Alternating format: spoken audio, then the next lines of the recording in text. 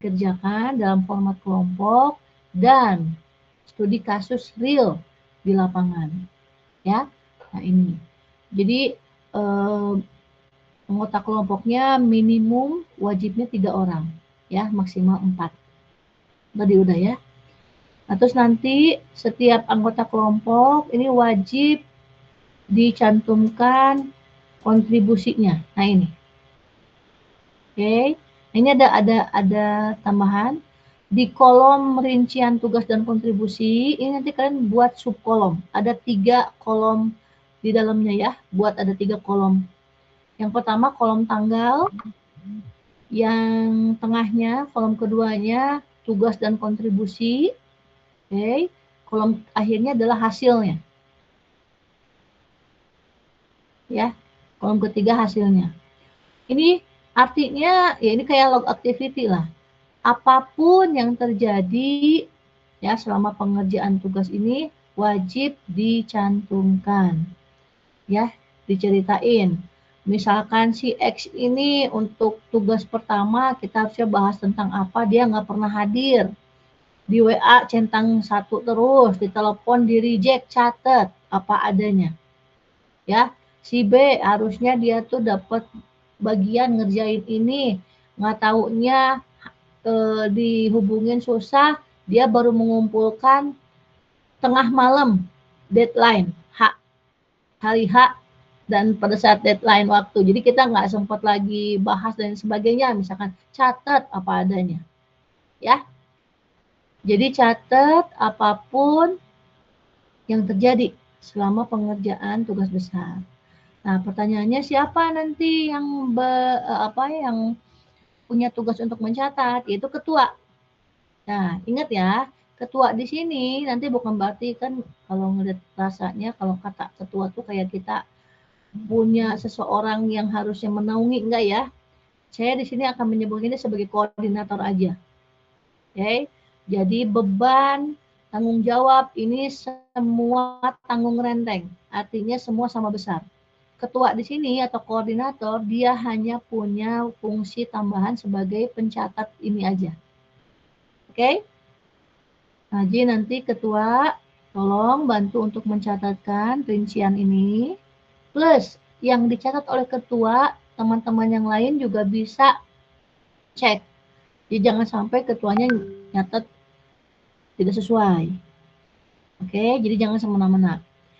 Termasuk kalau sampai terjadi manipulasi. Kalian bikin skenario, yaudah kita buat bagus semua deh informasinya.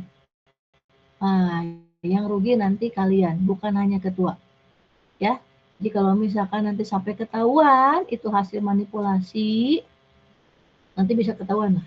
Oke, itu poinnya, nggak usah poin deh, terlalu ini banget. Saya tinggal lapor ke prodi.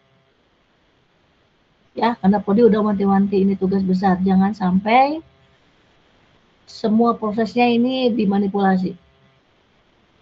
Ya, jadi harus apa adanya. Oke, ya sini ya, ini untuk kontribusi. Terus apalagi yang harus dipersiapkan ini, ya, karena ini tugas besar, jadi artinya kalian nanti harus memilih satu studi kasus tertentu sebagai bahan untuk praktek.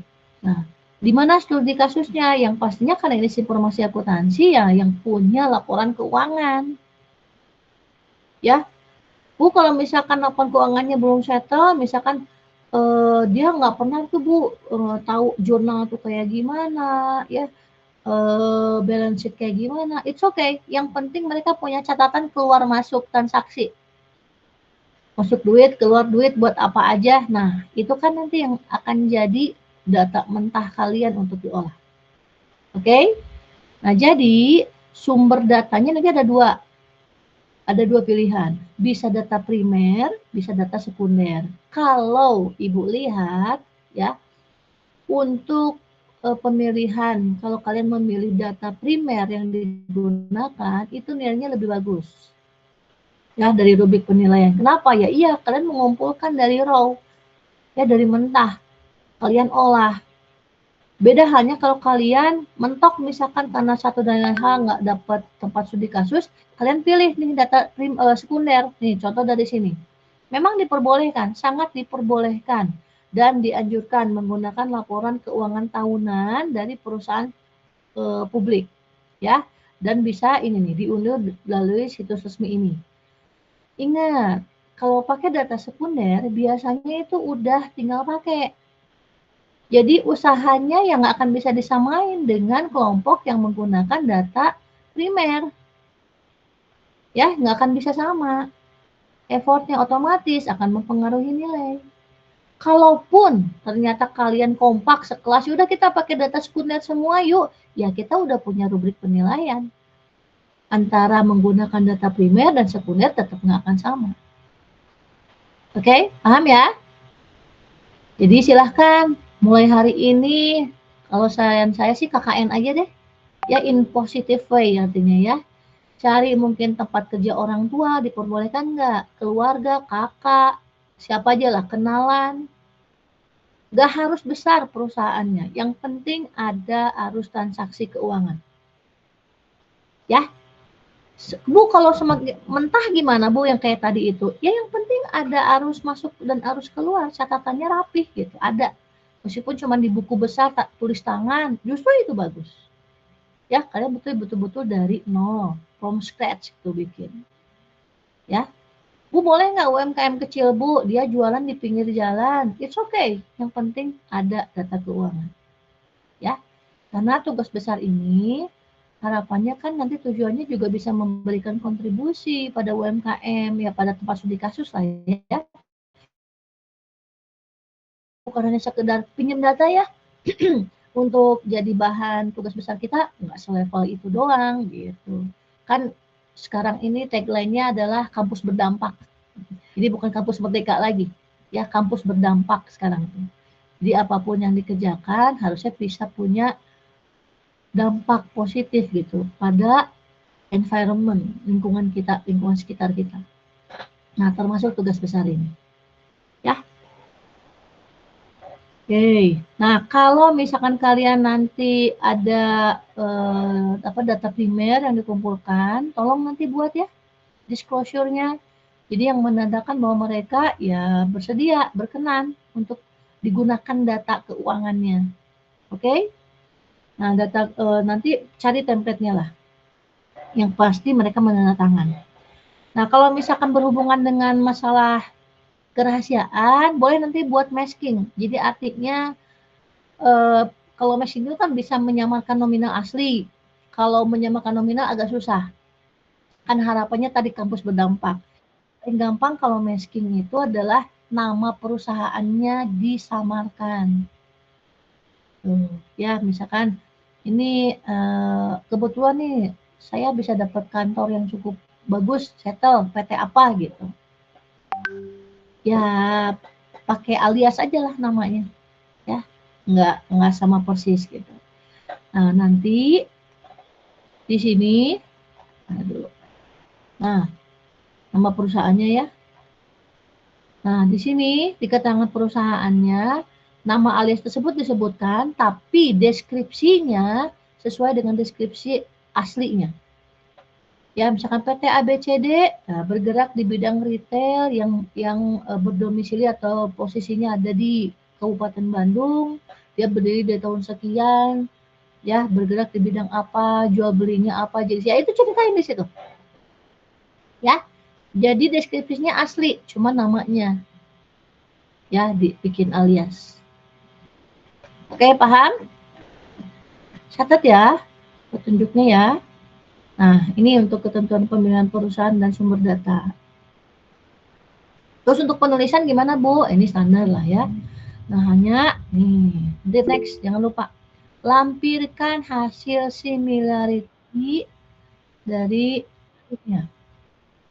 Oke. Nah pada Pak. Untuk Ibu mau nanya, kalau tadi saya dengar ada nanya apa? Kenapa? Suaranya putus-putus.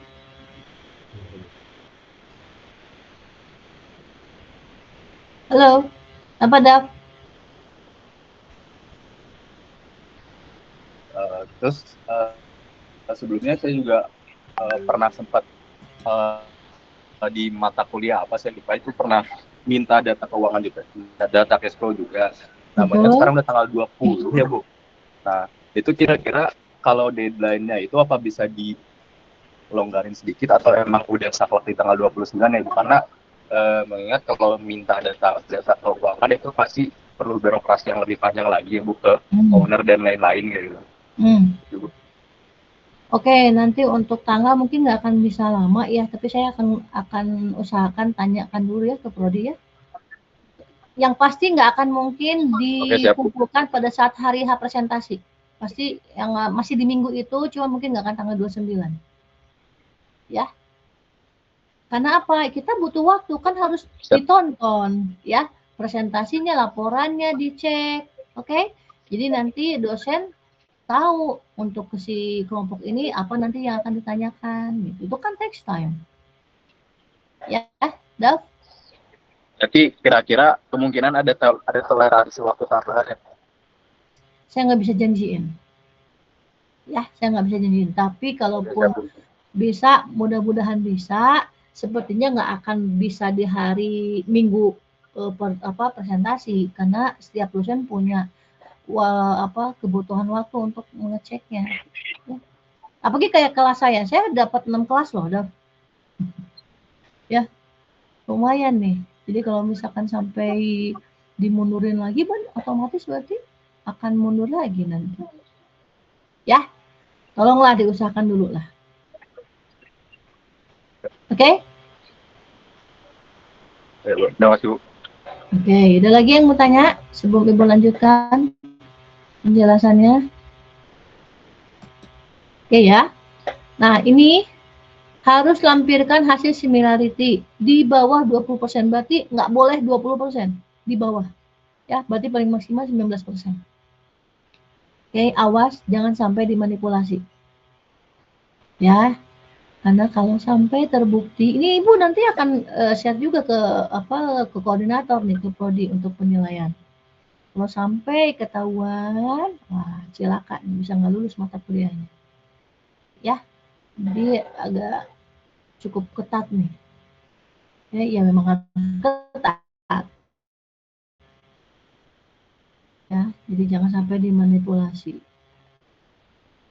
Nah, ini formatnya, oke, nama perusahaannya dan sebagainya.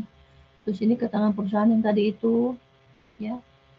Terus, oh jangan lupa ya, cantumkan laporan biasalah pada umumnya. Oke, bisa pakai Mendeley lah. Terus ini nih, identifikasi permasalahan atau kesulitan yang dihadapi. Ini memang ada 3 petunjuk ya, why-nya. Apa masalahnya, sistem informasi apa yang digunakan, apabila tidak ada, bagaimana perusahaan. Jadi ini tidak terpaku hanya pada 3 ini aja ya. Kalian bisa menguraikan dengan format lain, tapi 3 ini harus ada juga pertanyaan. Dan jangan sampai pelaporan dokumentasinya ini kayak lagi ngejawab soal. Apa permasalahan akuntansi? Kamu menjawab 2 baris. Ini masalahnya apa bla bla bla bla.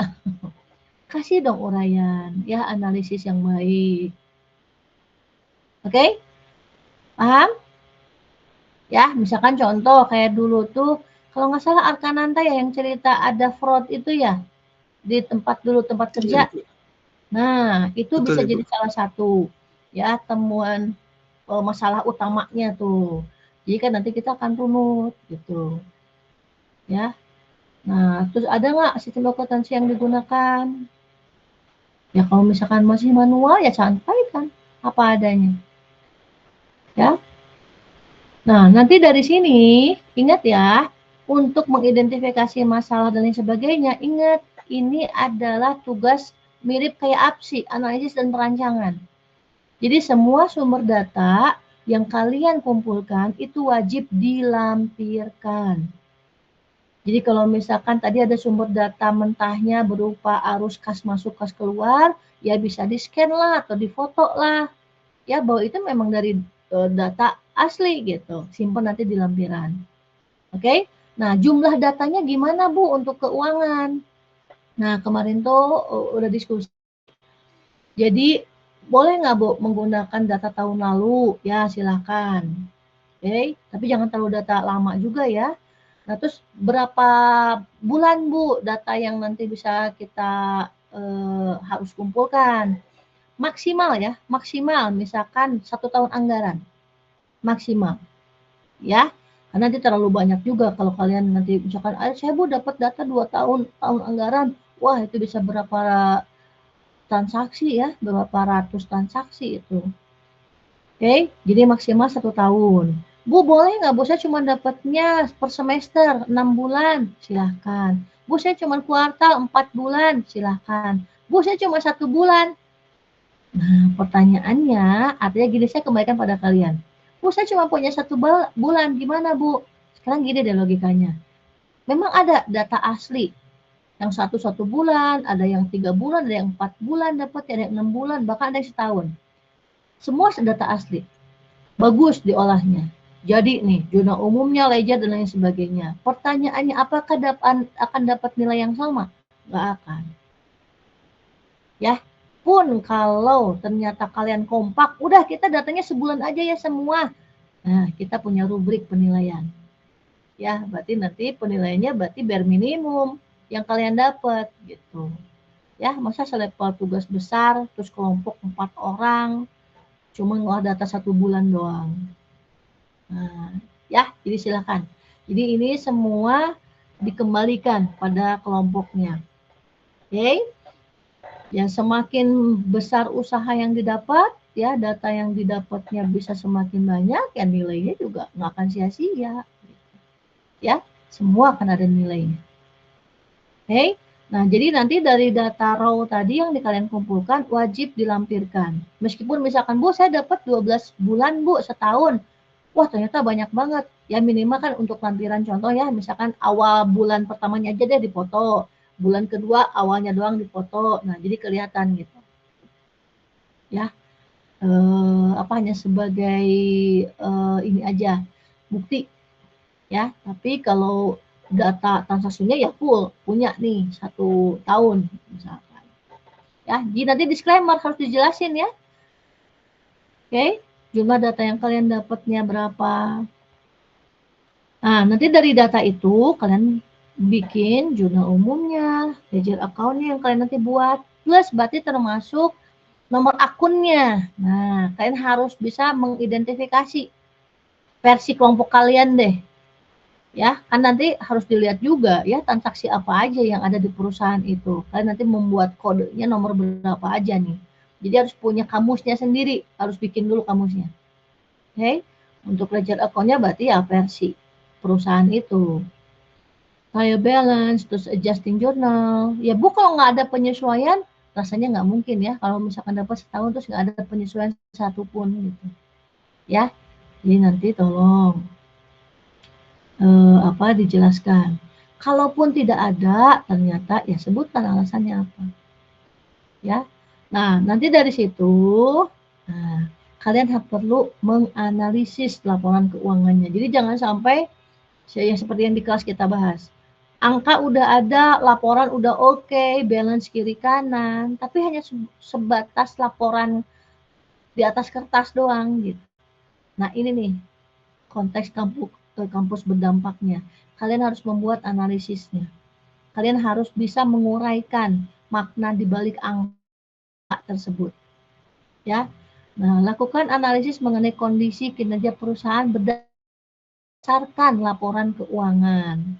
Ya. Nah, Anda bisa dapat menambahkan data lain dari internet seperti rasio rata-rata sektor industri yang sama, jadi sebagai pembanding, ya baseline. Ya, atau misalkan dapat teori konsep bahwa ternyata kalau peningkatannya tiap bulan sekian persen itu menurut teori dari si X. Nah, itu bisa bahwa kalau perusahaan untuk level UMKM dia punya growth-nya berapa persen tiap bulan, ini menandakan, nah, ya kayak gitulah.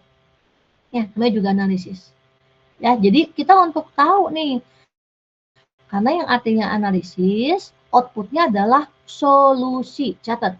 Ya, jadi dari hasil analisis itu bukan hanya sekedar kalian menguraikan makna di balik angka, tapi muaranya apa, solusinya apa. Kalau solusi nanti bisa memberikan rekomendasi-rekomendasi ya untuk improvement ke depan, untuk pengembangan gitu. Ya, kan kita nggak mau terus jadi UMKM. Pengennya nanti meningkat levelnya. Nah, kalian bisa memberikan rekomendasi-rekomendasi itu ya, misalkan dengan membuat roadmap nih nanti untuk tahun kedua. Jadi akhirnya ya ada hubungan dengan proses bisnis.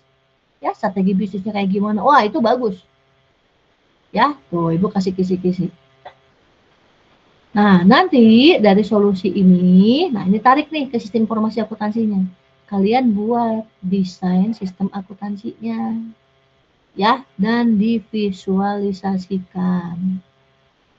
Oke. Nah, ini contoh ya. Ini rancangannya dari aplikasi yang kalian buat. Oke. Dan saran implementasi ERP nanti ya, ini untuk implementasinya. Jadi nanti di sini hanya desain dan implementasinya mungkin hanya sebagai ini aja ya, saran aja, saran implementasi. Nah, nanti di desain ini juga ada di rubrik penilaian, ini tergantung kalian mau seberapa jauh memberikan rancangan desain. Bu, saya mau ngasih rancangan desainnya pakai hanya sebatas model rancangan di atas kertas aja deh, Bu. Paling paling apa? Paling ininya sih bikin mock up misalkan.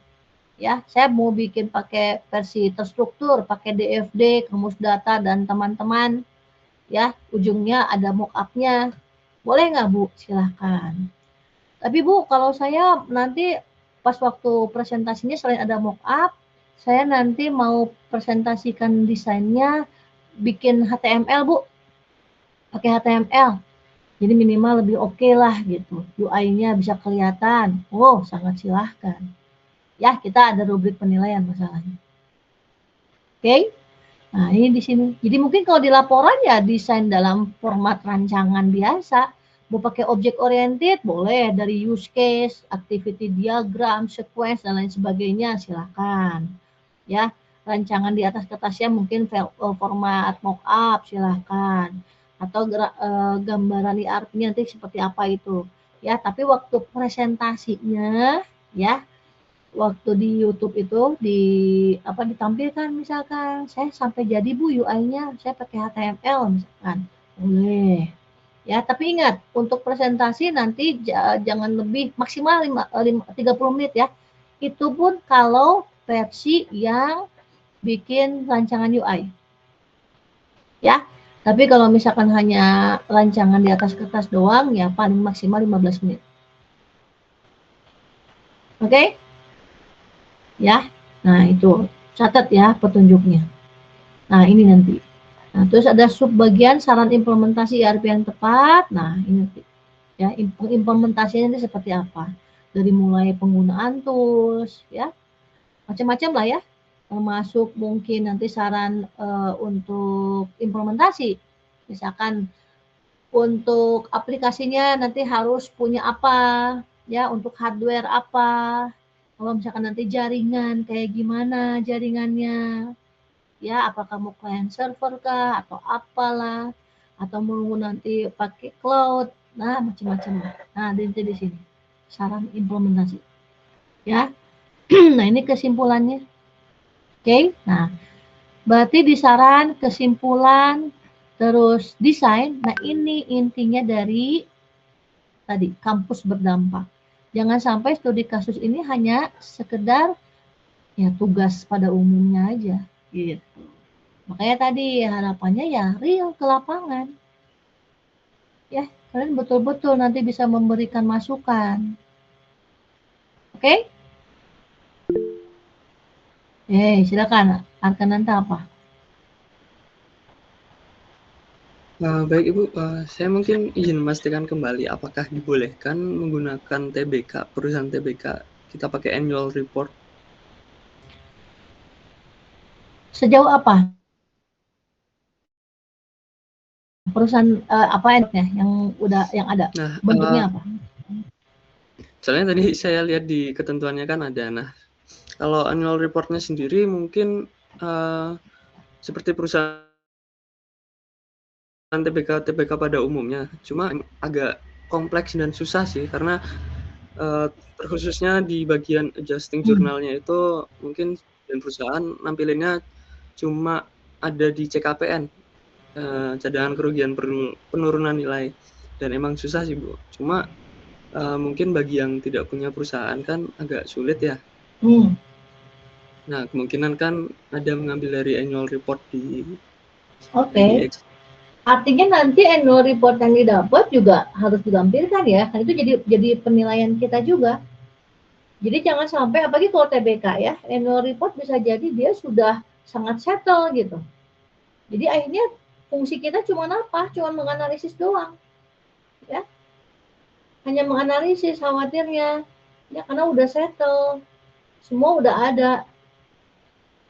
Ya, jadi effortnya nanti ya kurang. Oke? Ya silakanlah coba dipikirkan.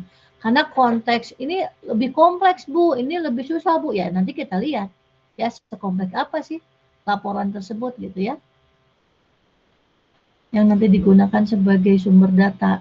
Meskipun berarti versinya sumber data sekunder. Ya. Baik Bu. Terima kasih.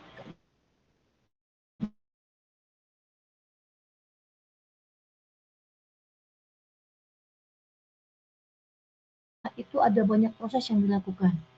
Ya, satu dari mulai ngumpulin. Kalian nanti bisa menggunakan banyak metode pengumpulan data. Dari mulai kalian datang observasi, wawancara, minta sampling dokumen, itu kan cukup besar effortnya. Meskipun data yang dikumpulkan mungkin sederhana, hanya sebatas laporan masuk, kas keluar doang gitu. Itu kan tidak sesimpel itu mintanya. Nah, makanya nanti kalau kalian melakukan observasi, buat laporan observasinya dan itu dilampirkan. Kalian misalkan melakukan sampling dokumen, berarti dokumennya yang kalian kumpulkan, lampirkan. Nah, buktikan semua kalau kalian melakukan pengumpulan data primer itu seperti apa. Ya, wawancara, nanti lampirkan. Transkrip wawancaranya kayak gimana. Wah, saya gabungan Bu, dari mulai wawancara, sampling dokumen, observasi langsung Bu. Nah, buat laporannya. Ya, nanti ada buktinya, dokumennya, terus ya bukti kalian datangnya mungkin ada fotonya. Itu kan semua ada penilaian. Ya. Oke, ada lagi yang mau ditanyakan? Makanya tadi saya bilang silahkan KKN in positive way. Ya, cari yang sekiranya bisa nggak kita gunain. Ya, Bu, ada nih Bu perusahaan di tempat kerja ayah saya misalkan, atau perusahaan ayah saya misalkan. Nanti saya wawancara sama orang keuangannya gimana Bu? Boleh misalkan by chat. Ya, chatnya pakai web aja deh, pakai web WhatsApp. Nanti di screenshot tuh bukti transkrip wawancara lewat WhatsApp-nya. Nah, itu kayak gitu. Jadi ada banyak cara lah. Jadi meskipun perusahaannya jauh, nggak di Bandung juga, misalkan. Ya bisa. Ya, oke? Ada lagi yang mau tanyakan? Ya, silakan Najwa. Izin bertanya Bu, terkait keuangannya itu kan maksimal setahun ya. Itu kalau misalnya 1-3 bulan atau 6 bulan itu gimana ya Bu? Ya tadi udah dibahas ya, silakan. Kalau misalnya cuma dapatnya segitu, atau misalkan Bu saya dapat cuma 4 bulan tapi tahun 2026 misalkan, memang masih tahun berjalan, ya it's okay. Ya kan yang pentingnya adalah originalitas datanya. Ya dan proses untuk mendapatkannya gitu kan. Ya, berarti nanti disclaimer, catat di laporannya bahwa ini mungkin untuk bikin versi laporan per kuartal, misalkan ya per 4 bulan. Gitu. Kalau misalnya dapatnya 4 bulan, atau dapatnya 6 bulan ya per semester, semester pertama di tahun anggaran 2004-2025 misalkan, atau tahun 2025 karena fiskalnya 31 Desember misalkan. Jadi dari tanggal 1 sampai 31 1 Januari sampai 31 Desember tahun anggarannya misalkan. Tapi saya dapat yang semester pertamanya aja. Ya disclaimer, catat ya, tulis di laporan. Oke? Baik Bu, terima kasih. Silakan, ada lagi? Enggak. Ada lagi? Ingat ya, jadi kalau saya ngelihat rubriknya itu ya sesuai dengan tujuan dari tagline ini ya, Kementerian Pendidikan, kampus berdampak gitu.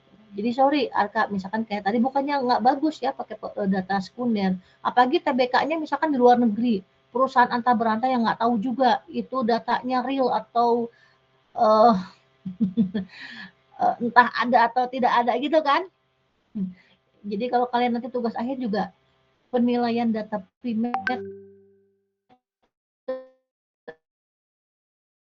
akan saya pakai dari Kaggle datanya itu nanti akan ditanyain ada dibandingkan data sekunder tugas akhirnya ada di domain data mining. Gimana kau membuktikan ini datanya benar atau enggak? Nah, agak susah kan? Itu tuh. Ya. Jadi silakan lah ya dipikirkan dengan logika lah ya, makanya kalau ibu lihat sih ya di rubriknya lebih bagus dari pakai data primer yang memang kalian kumpulin sendiri. Ya, apalagi ke luar negeri, terus datanya tuh, wah perusahaan apa yang kita juga nggak tahu di Indonesia nggak ada gitu ya, proses bisnis kayak gitu ya, bisnis seperti itu. Ya terus nanti kita ngasih rekomendasi juga buat apa? Ya nggak berdampak sama sekali akhirnya. Nah itu. Ya karena sekarang semua tugas, ujian, ujung-ujungnya tanah ya. Jadi visi misi nasionalnya kampus berdampak. Ya, jadi tolong dipikirkan lah. Oke, ada lagi yang mau ditanyakan? Ini nanti saya share ya di grup WA aja deh.